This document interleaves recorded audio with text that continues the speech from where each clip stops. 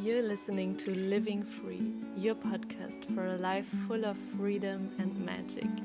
I'm your host, Tanja Hirsch, and I hope that every time you listen, you feel a little bit more inspired to follow your intuition and to create a life beyond your wildest dreams. I get to undress in front of you. Welcome back, my loves, to the Living Free podcast. I'm so excited to share this episode with you. It's a very special interview with Ashae Sundara, a really empowered feminine leader, a pioneer in the feminine leadership business. And in this interview, we dive deep into her personal pleasure journey of how she opened herself up to feel more pleasure and how she connected the dots into business and feminine leadership, how you can merge business and pleasure into orgasmic abundance.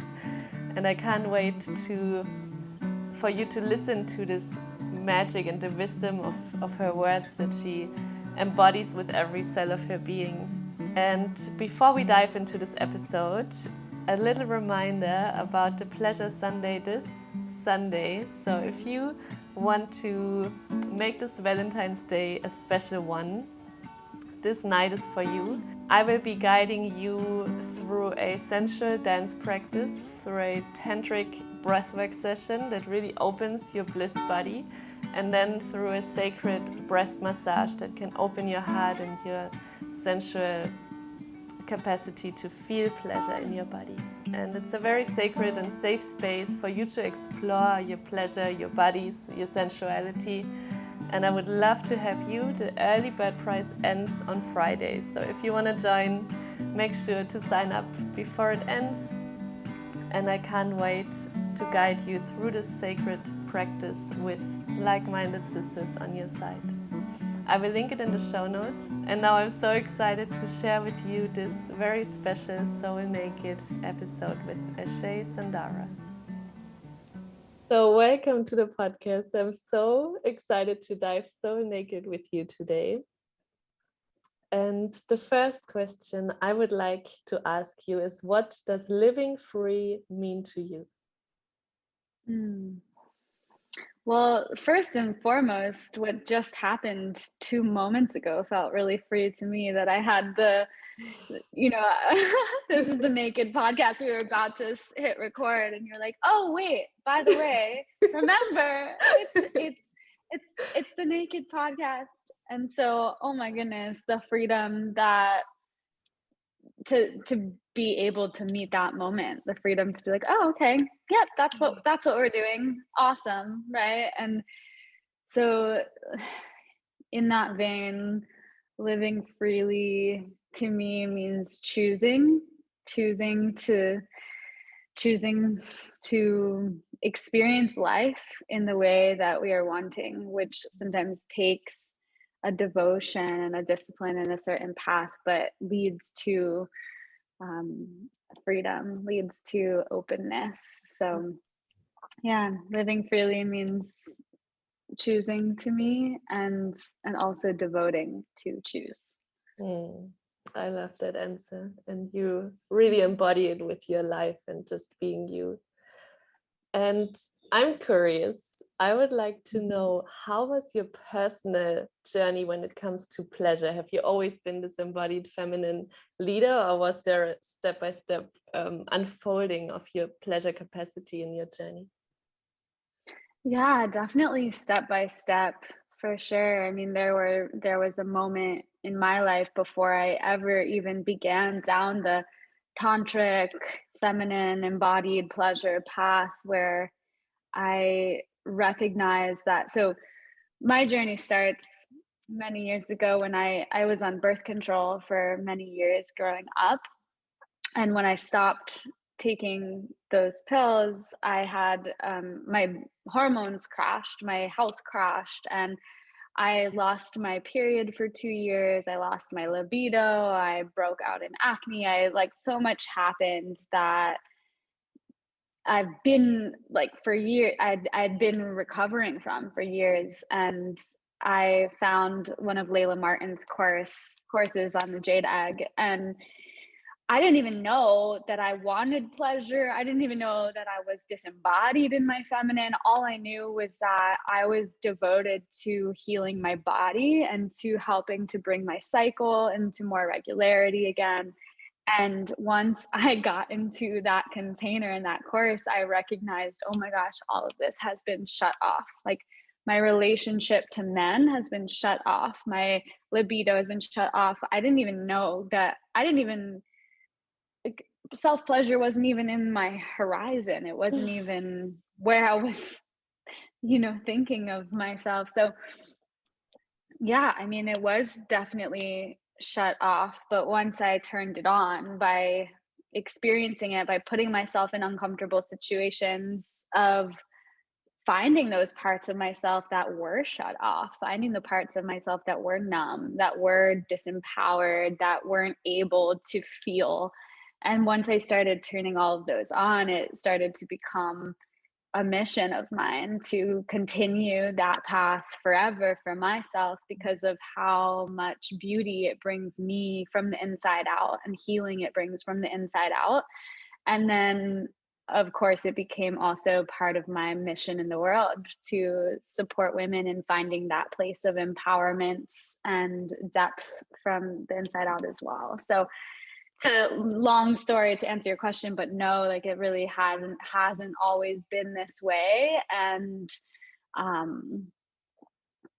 and it's been a journey to find those elements of myself, and to but always I felt, even from the very beginning when I started to share elements of sensuality and tantra and sexuality online, which my work expands into money and business now. But when I started to bring those elements online at the beginning, it was just from this really pure place of, the world has to know this. Like, women have to know this. Like, I can't experience this just for myself. That would be ridiculous.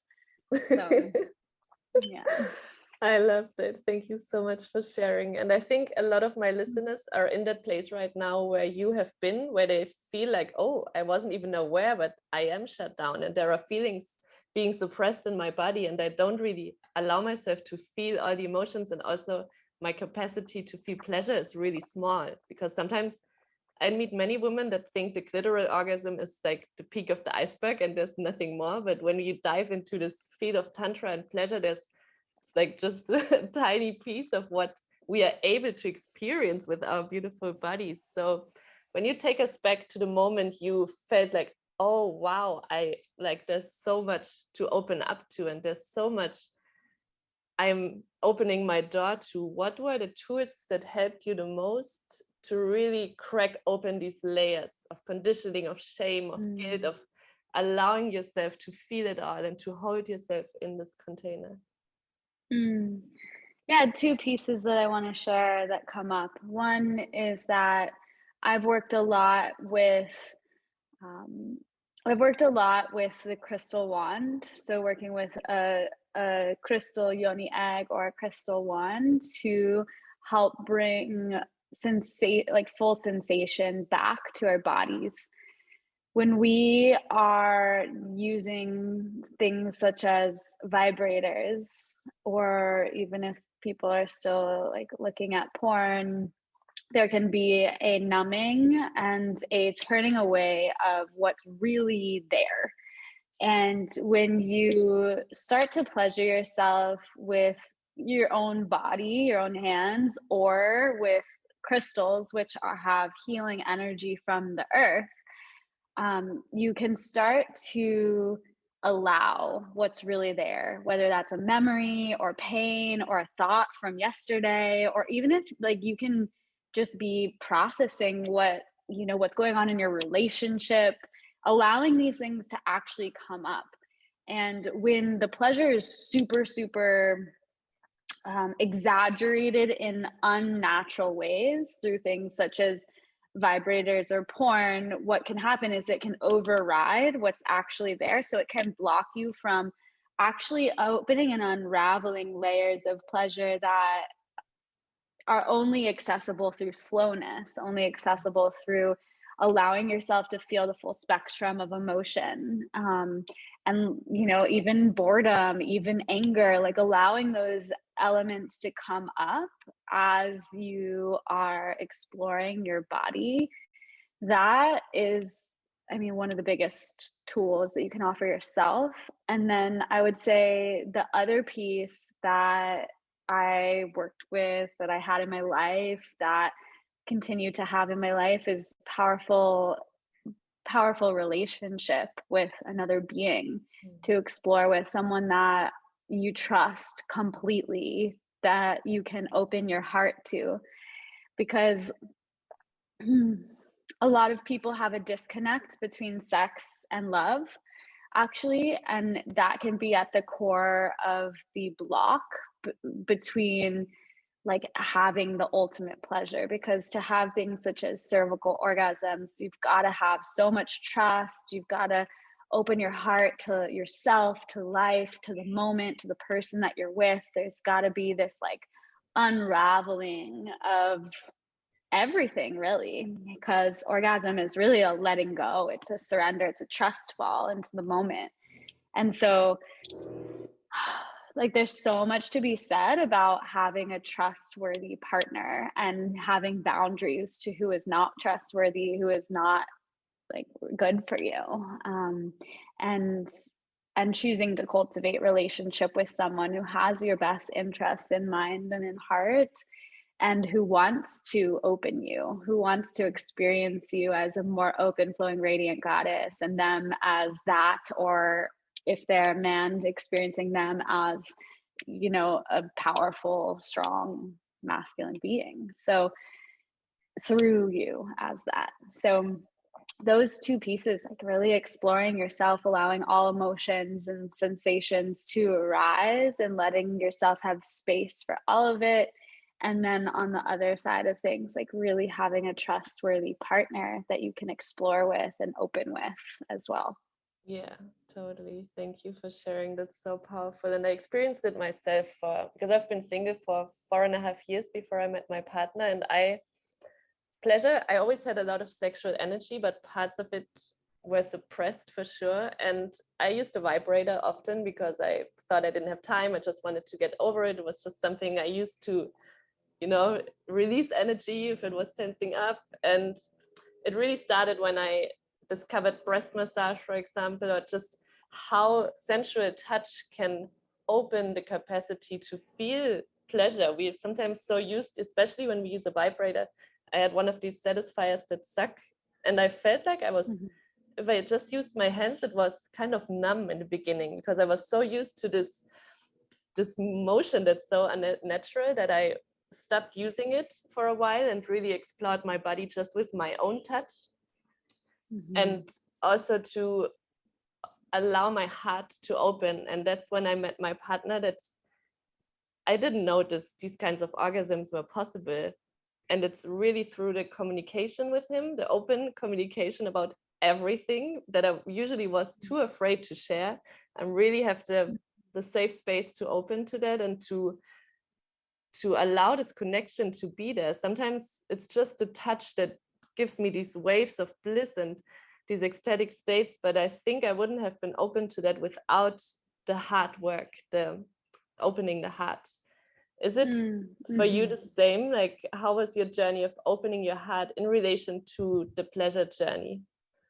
Yeah, I had many moments where, you know, it's in my experience, something like heart opening is also a choice. There's a surrender. There's a moment where I can actually in every moment, I can practice opening a little bit more. So when I'm with my partner, there's this constant practice of how can I open and how can I open and how can I open.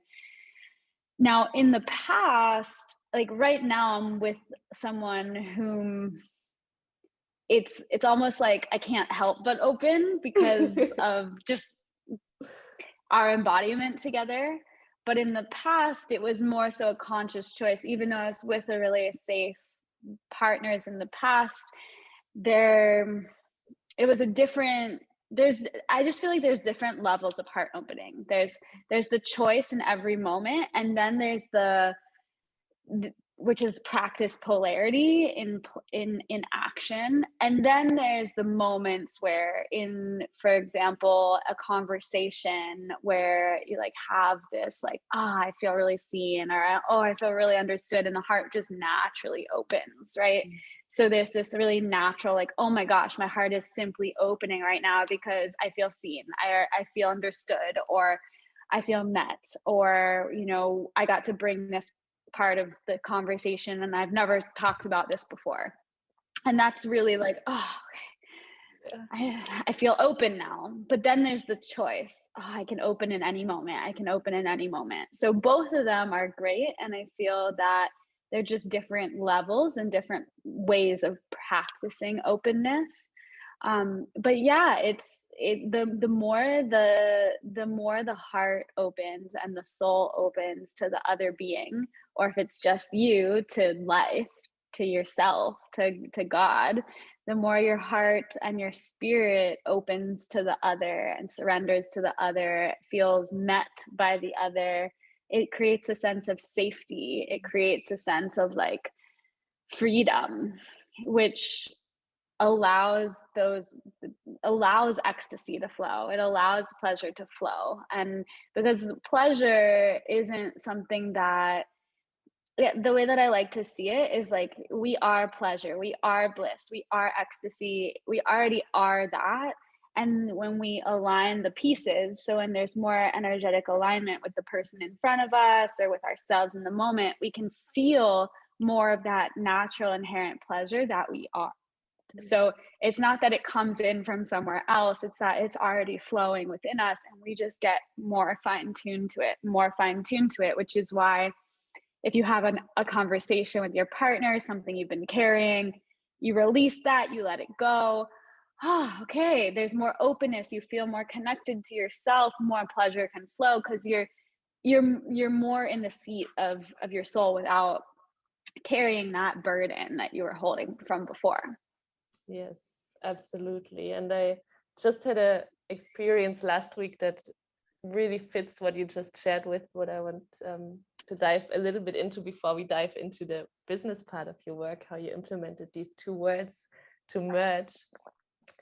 I remember we were cuddling in bed and I opened up to him a very deep part of my soul. Like my deepest core wound is the fear of being unlovable and to be abandoned. And a situation with an old friend triggered that day. And I shared it with him and he was really tired. So he slept in while I was sharing that. And I was like, what the fuck? Did he just snore?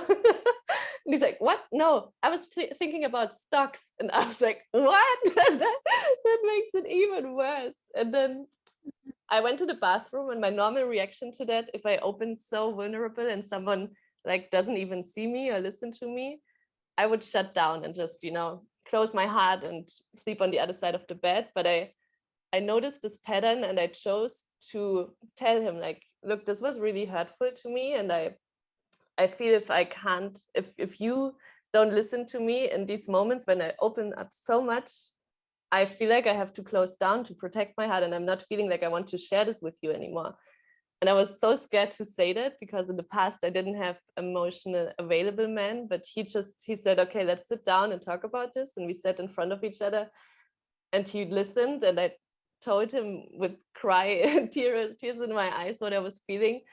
And he just held me and we were hugging and I was crying so much.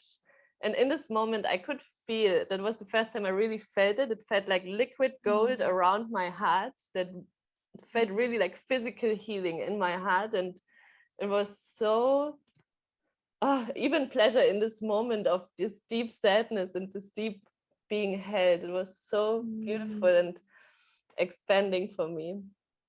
I love that you shared that so much. I can feel the moment. I can feel the healing. I can feel your heart really opening to the moment and feeling seen and heard, and him just breathing and holding you and loving you in that experience. And these are moments to live for, truly. Like, these are the moments.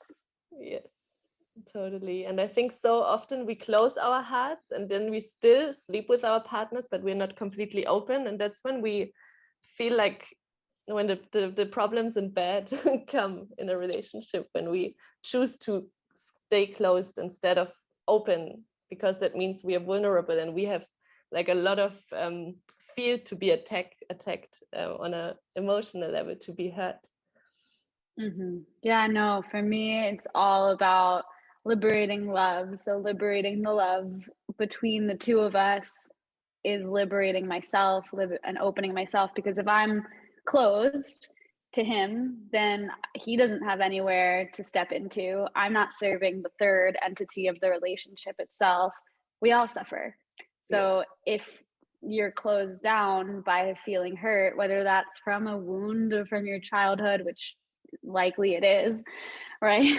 Because that's why we usually get hurt, is because we're, there's a button to push from earlier on in life.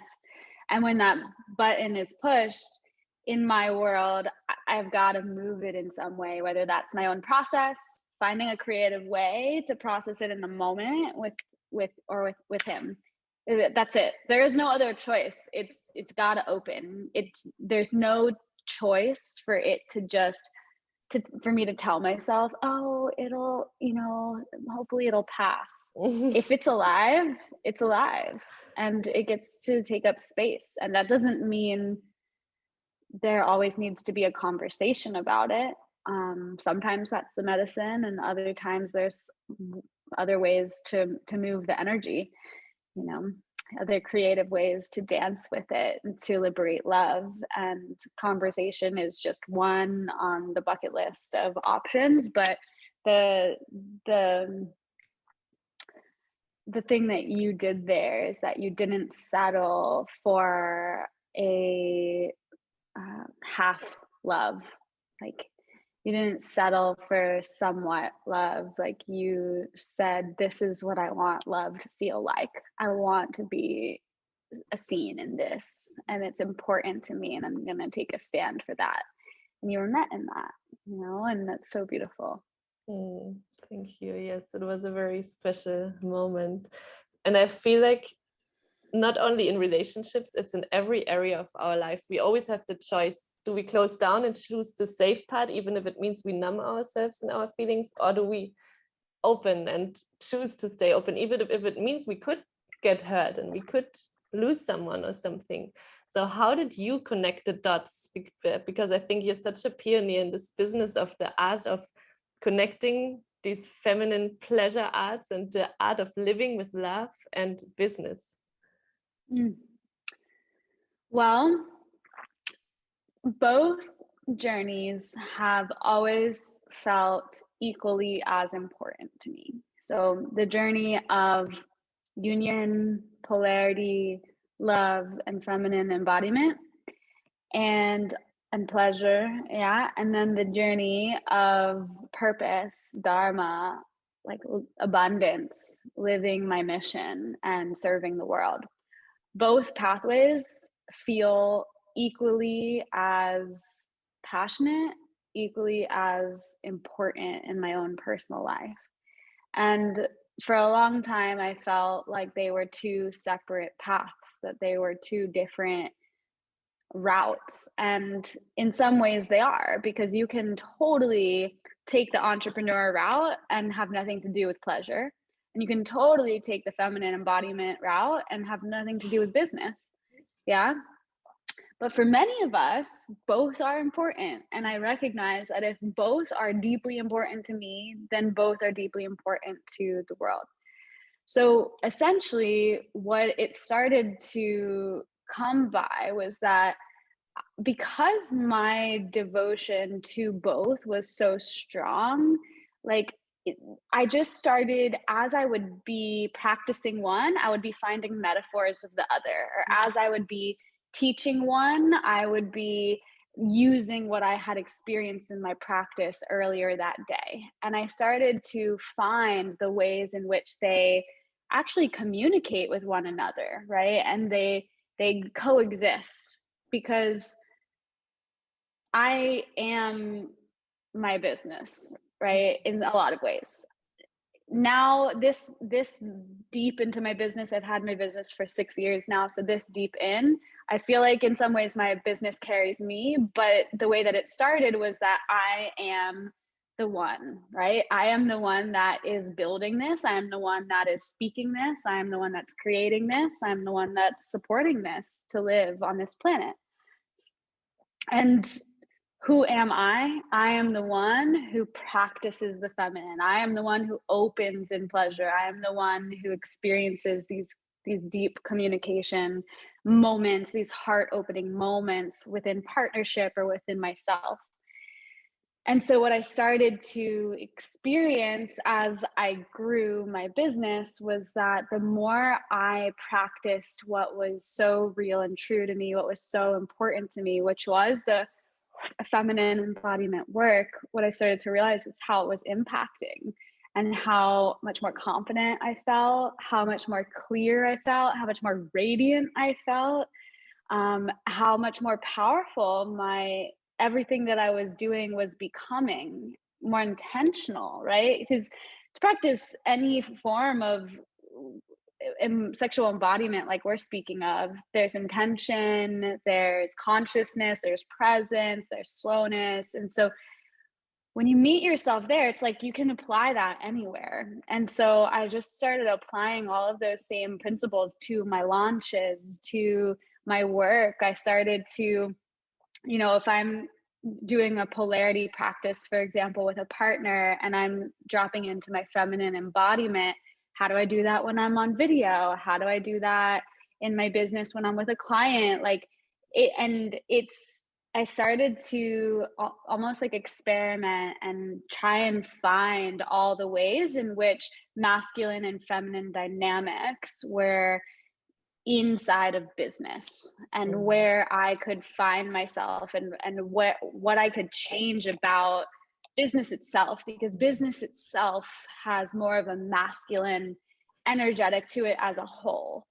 And so I just started to become so curious of how I can be devoted to union, to the practice of the feminine, and how my deep journey and passion for business and abundance and bringing my message to the world didn't have to put me in my masculine or take me out of the journey. And so, in no way am I just always in this feminine, gushy, flowy zone. I love my inner divine masculine, and I teach my clients how to find wholeness, right? And how to meet themselves in the middle.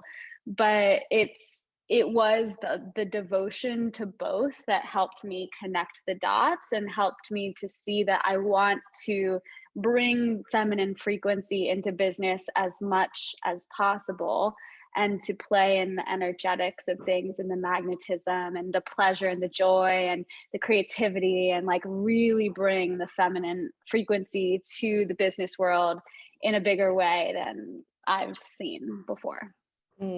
I love that. And I think it's so important for every business owner to find this balance between these two poles. And I feel like there's either the ones that are too much in the feminine, and the masculine structure is missing, that's why they're not having the success they want, or they are too in the hustling mode and too masculine, and the feminine part is missing, the energetic part. So do you have one tip for each pole, how they can slowly drift back to balance of the harmony?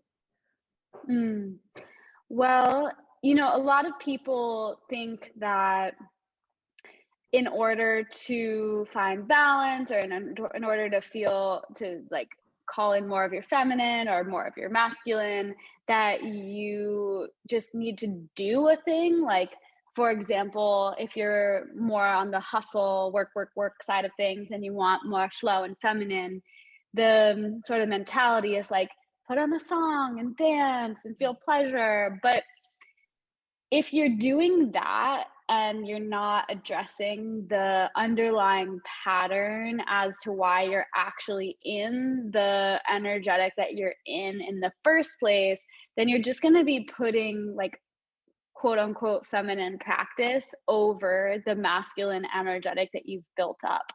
So to me, a lot of what a lot of what starts to bring balance into the system is doing like somatic healing work. So like going into certain patterns that we have inside of the body to unravel them and to move them to like really feel why we are the way we are, right? Like why we're stuck in the embodiment that we're stuck in. So if you're stuck on either side of the spectrum, I would say like the wake up in the morning, get on a yoga mat, put on a song, and ask yourself, how do I feel today? Like, where am I stuck today? And move your body with that. There's a practice that I give inside of my course, Orgasmic Abundance, that is like this 4-step practice that teaches people really how to do this, how to go into the somatics of what's alive, to recode it and to transition it to into a new belief, a new pathway, into a new place of being inside of themselves, because we get so stuck in our embodiments and in our ways of being because they're stuck in the body, you know? So if we're in like the hyper masculine side of things, it's just because that's a pattern in the body. And if we're in the hyper feminine side of things, it's just because it's a pattern in the body. So the more we embody the body, feel the body, tune into what's there, the more we can actually open up in the direction that life is wanting us to go. And then we no longer need to like put on these suits of the feminine or the masculine. We actually get to play with and be in either any of the energetics, and we get to like, there's different moments that call for different parts of ourselves, you know, like today I have 4 calls on my schedule. So it's like there is a sort of masculine energetic that's like, I'm looking at the calendar, I'm looking at what time it is, I need to be on time. And there's this structure to my day. But then I notice in certain calls, for example, I might be sitting tall with my spine erect. I can feel my energy going down into the earth. I can feel my channel open. So there's this like masculine embodiment, but then there's this, when I actually get out of the way and allow my words to come through and to flow, there's this feminine energy that comes through. There's this feeling that comes through. I feel my heart. So both are happening at the same time. And so the more we practice and play with our energetics and know what is feminine, what is more masculine, which takes a lot of practice, and partner practice, polarity practice can really give us that in a big way. And I've done a lot of that in my life. So I've deepened what it means to be in either energetic so that I can play in both and all. So beautifully said. And what would you say is the main cause for women to be stuck in that hustle mode, in this masculine energetic?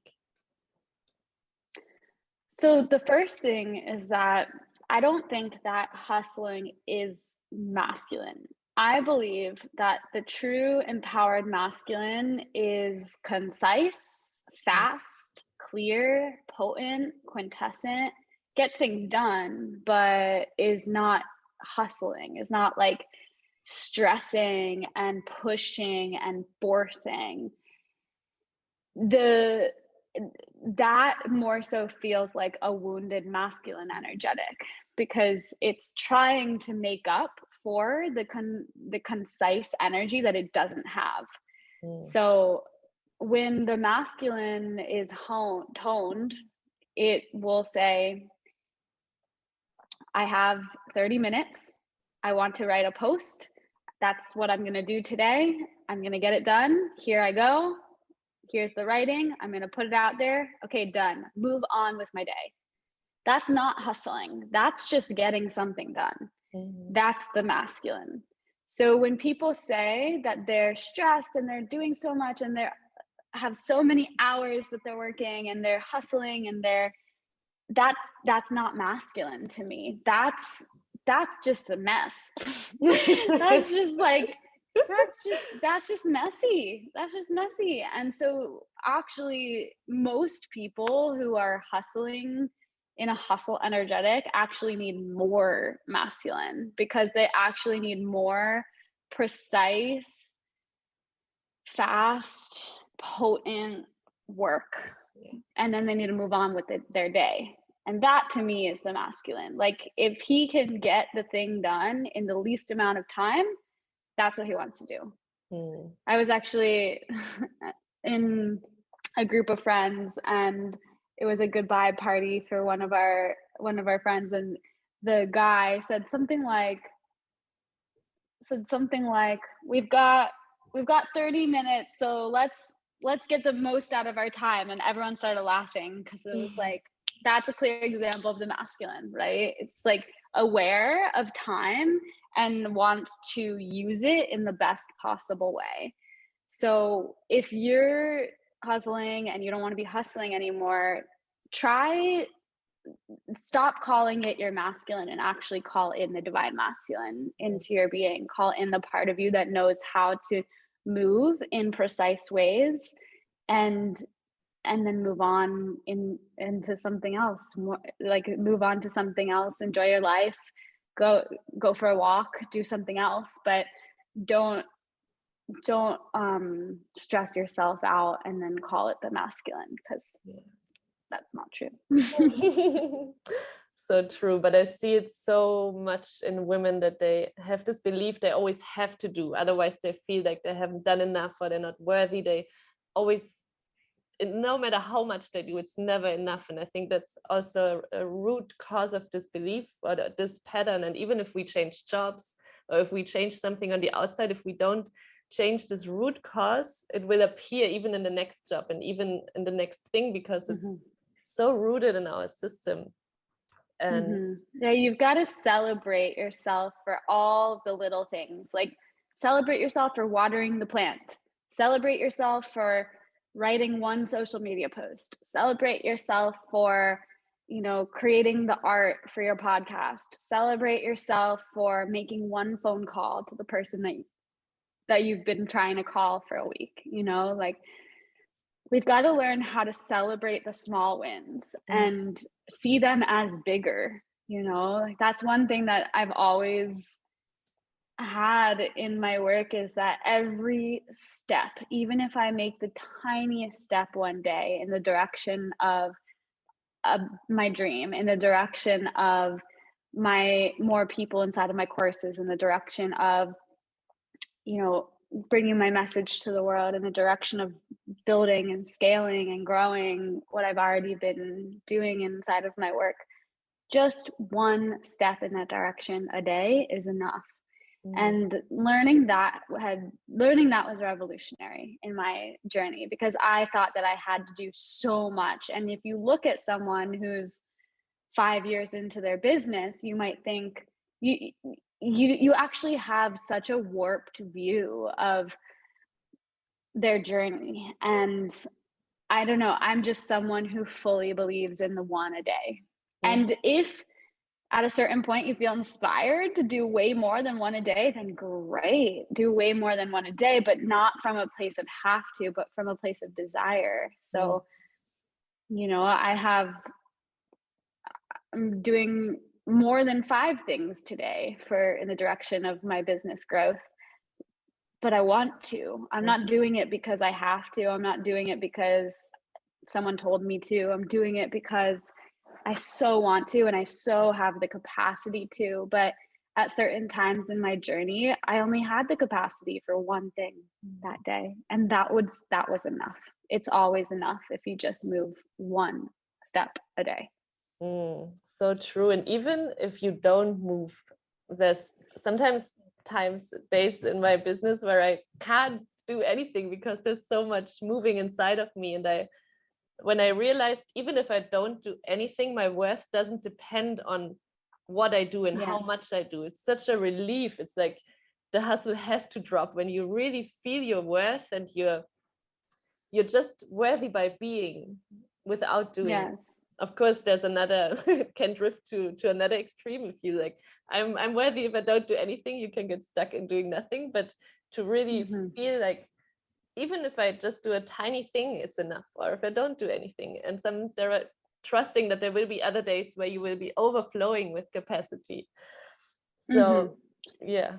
Yes, we're always enough, even if we do nothing. Like if you don't meditate, if you don't move your body, if you don't eat a certain way, if you don't shower, if you don't get out of bed, like you're still worthy for all of the love, all of the money, all of the friendship, all of the connection. You're still worthy for all of it. And you like starting, so there's the conversation around worth, right? Which is one arena. But I think that what women really need to give themselves also the knowingness around is like, it's gonna happen if you see it as a long road. Like it doesn't all need to happen today. It's going to happen. Then doing nothing one day because you're moving through heartbreak or you're really enjoying the friendship that you're with, like doing nothing that day is also not doing nothing. Like it's actually, you're doing something. It's just not in the 3D world or the online world. But to move things along, all you have to do is move them along internally. And then that does get reflected in your external business as long as you take the steps, right? Which doesn't have to be every day, but it's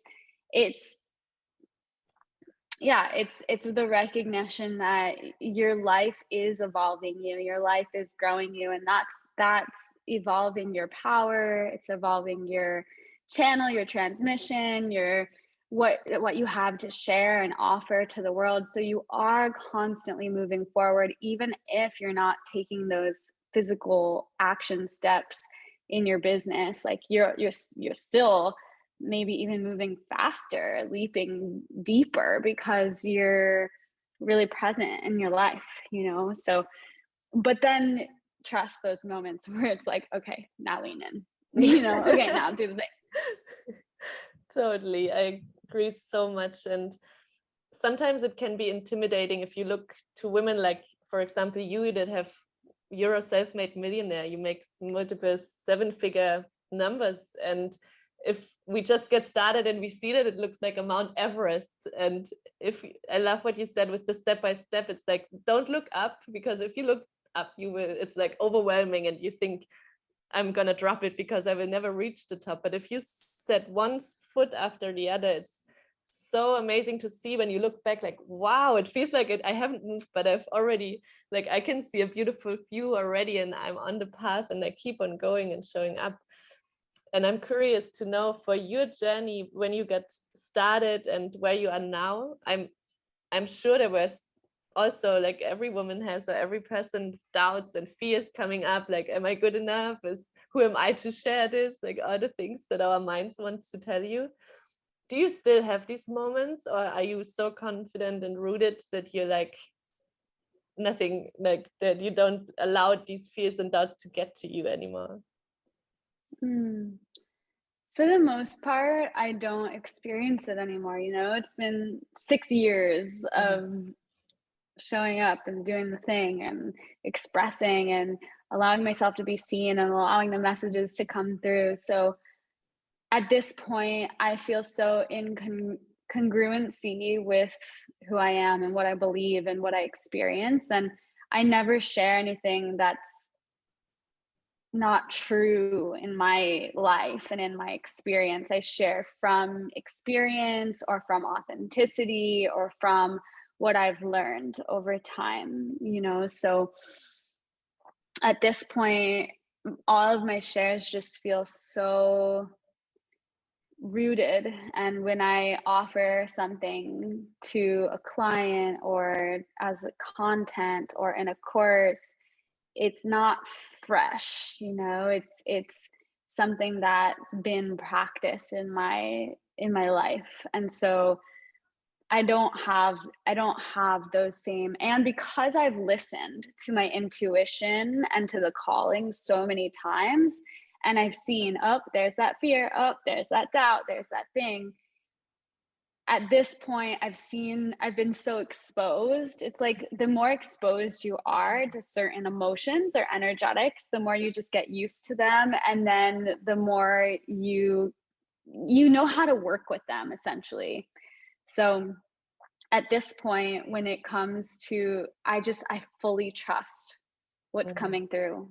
I fully trust it. And I know that it's going to serve, because I have access to my clients and to the people I work with, and I feel so hands-on. And at the beginning, I felt less hands-on when I was working with less people. I had less experience with actual people. I had less experience on podcasts. I had less experience with people in my programs. And after so many years of actual experience and like really getting to talk with people and seeing myself grow and seeing myself like move through those fears, it very rarely shows up anymore, but it is totally natural and normal when it does. Like, yeah, totally natural and normal.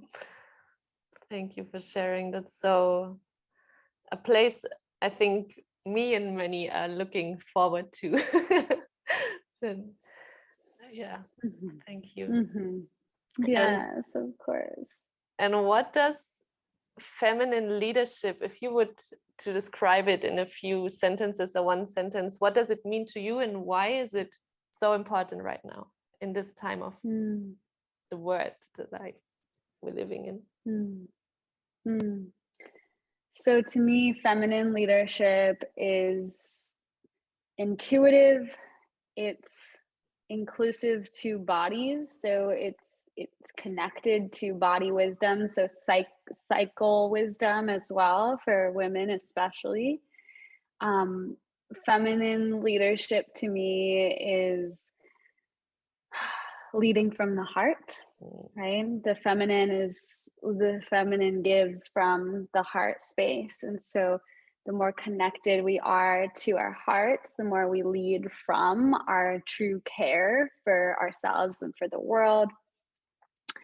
And feminine leadership like includes everything, right? It's tantric, it feels.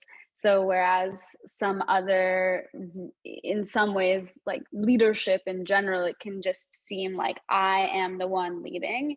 To me, feminine leadership implies a feeling-based leading that's connected to all beings and all things. Like it's leading from the connection to the heart, which feels. Yeah, so that's what I would say in terms of feminine leadership and why it's important right now. Oh my goodness. Well, personally, I know nothing but it. Like I believe that when we connect the heart to business, to leadership, to money, we have the capacity to completely change the terrain of this planet, because money and business and like consumerism is how this planet runs. But when anything is devoid of the feminine, so the energy, the heart, the feeling, when anything is devoid of that, it's incomplete and it's not connected to the whole.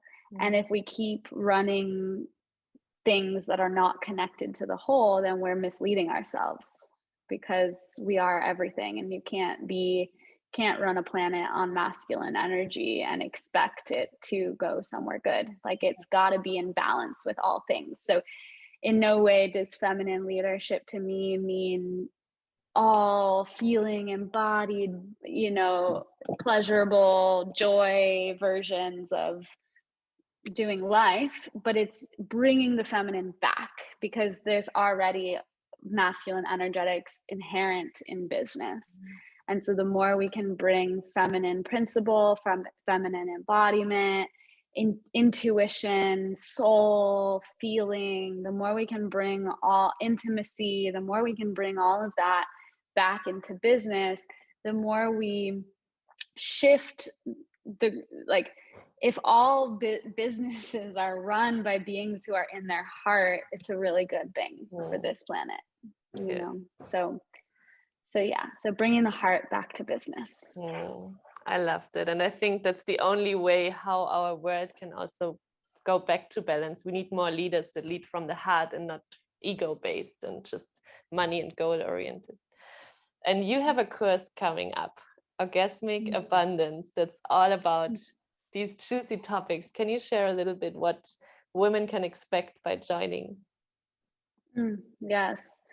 So this is my most bought course ever. Over 1,000 women have already been inside of this space, and Orgasmic Abundance is the way that I help the world recode money with pleasure. So if you're wanting to experience the pleasure of money and to experience how dealing with money, making money, investing money can be pleasure, can be excitement, can be actually part of your feminine embodiment practice, and if you want to use and play in both realms where you're opening your pleasure, you're opening your heart, and you're also calling in, manifesting money and allowing more into your life, then it would be a pleasure to have you inside. So it's, you know, the tagline of Orgasmic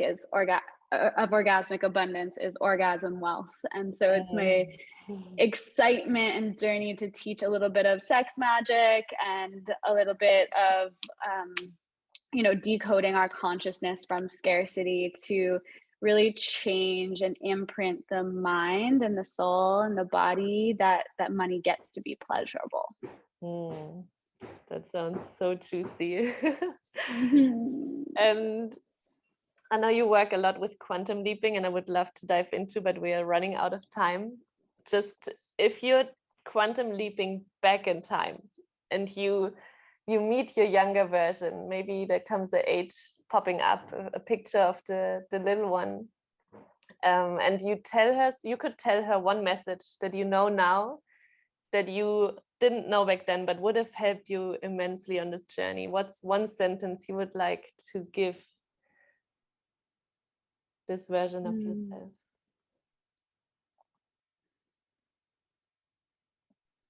There's nothing about you that you need to fix. I